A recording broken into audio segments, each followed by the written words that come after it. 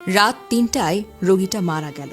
বয়স প্রায় ৮০, সাথে শুধু স্ত্রী। জিজ্ঞেস করলাম, বাড়িতে খবর দিয়েছেন? রোগী তো সন্ধ্যা থেকেই খারাপ ছিল, কেউ আসেনি কেন? এরপর এক নিষ্ঠুর বাস্তবতার মুখোমুখি হলাম, যার জন্য আমার কোনো মানসিক প্রস্তুতিই ছিল না। রোগীর ২ ছেলে, বড় ছেলে সৌদি আরব, ছোট ছেলে বাড়িতে।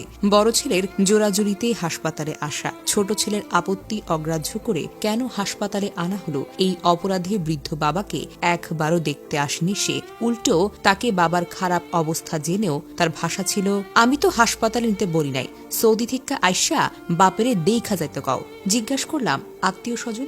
জানালে কেউ আসবে না, যখন তাদের প্রয়োজন ছিল তখন এসেছে।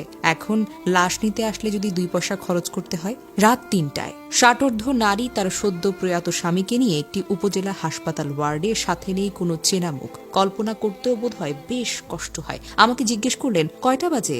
আজান দিতে আর কতক্ষণ? আমি বললাম, বেশিক্ষণ না, ২-২.৫ ঘন্টা। ভদ্রমহিলা আমার হাতটা ধরে বললেন, আমারে হাসপাতাল থেকে বাইর করে দিয়েন না, সকাল হইলে ভ্যান নিয়ে চইলা যাব। শোকার্ত নারীটি যেন ঠিকমতো শোকটা প্রকাশ করার সুযোগটাও পাচ্ছে না।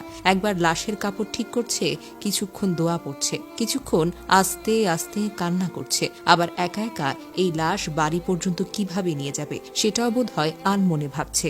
আমি শুধু তার মাথায় হাত রেখে আস্তে করে বলতে লাগলাম, থাকেন, কোনো সমস্যা নেই। ওয়ার্ড থেকে বের হয়ে ৮০ বছরের বৃদ্ধার দিকে তাকিয়ে ভাবতে লাগলাম, জীবন ঠিক কতটা নিষ্ঠুর হতে পারে।